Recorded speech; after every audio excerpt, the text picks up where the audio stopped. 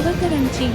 JP Gujarati ચેનલમાં તમારું સ્વાગત છે। આજરોજ મકર સંક્રાંતિના દિવસે લોકો ગરીબોને જમીન જમાડે છે અને ઘઉંને સારું પૌષ્ટિક દાન આપે છે અને ગૌ માતાને પણ ખવડાવે છે। એટલે એનું મહત્વ એટલું બધું છે કે મકર સંક્રાંતિ એક પવિત્ર તહેવાર મનાવવામાં આવે છે।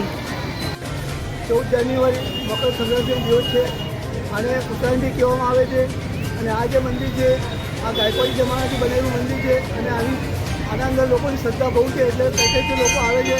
અસંખ્ય સંખ્યા આવે, અક્કલકોટ મંદિર આવે છે, હવે તો કાશી વિશ્વનાથ મંદિર આવે છે। અહીંયા ભિક્ષુક લોકો માટે જે કંઈ દાન કરવામાં આવે છે એ મોટી સંખ્યામાં લોકો અહીંયા દાન કરી રહ્યા છે। આપ લાઈન જોઈ રહ્યા છો, લગભગ 500 ફૂટ જેટલી લાઈન લાગેલી છે અને ગરીબોને અન્નદાન કરવામાં આવે। શું નામ તમારું? નંદકુમાર જાદવ, શહેર અગ્રણી સામાજિક કાર્યકર, જાગૃત। મકર સંક્રાંતિ 14 જાન્યુઆરીનું મહત્વ શું છે? 14 જાન્યુઆરીનું મહત્વ એવું છે કે આ વર્ષ 2025 શરૂ થયું અને પહેલો જ પતંગનો મહોત્સવ આવે છે।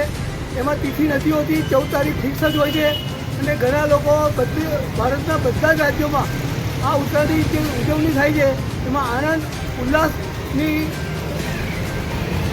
ઉલ્લાસ માટે કરતા હોય છે। અને આ મકર સંક્રાંતિ એવો તહેવાર છે કે આજે ગરીબોને ભોજન આપવામાં આવે છે અને ગૌને દાન કરવામાં આવે છે, એ બી પૌષ્ટિક દાન કરવામાં આવે છે।